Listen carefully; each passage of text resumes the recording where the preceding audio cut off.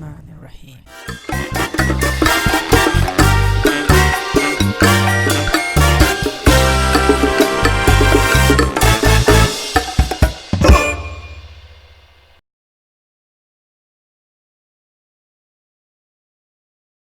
Assalamu alaikum and greetings, and welcome to DIY Woodworking TV. Yes, having fancy tools like nice table saw, miter saw, and especially the circular hand saw does not mean you can do everything properly.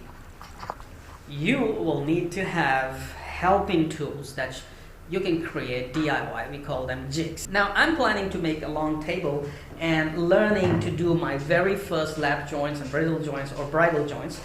And I find that, you know, in order to cut wood in half, I don't want to, I have marked it in the middle, but definitely I don't want to push the wood standing. This will be very, very unwise. I know that.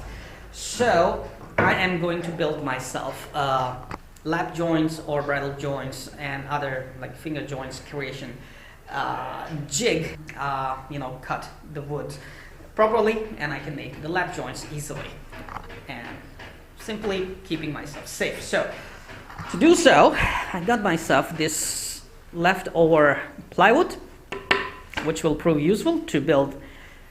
It's dirty, I know. So let's cut it and build ourselves the first jig. Is mark the height of my fence, okay, and cut it a little bit more higher. Perfect.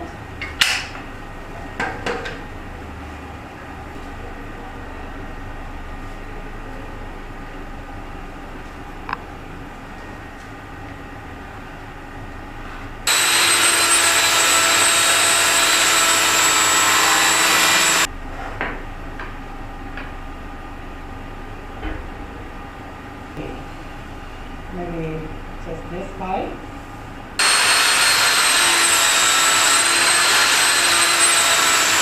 Now, all I need to do is join them like this.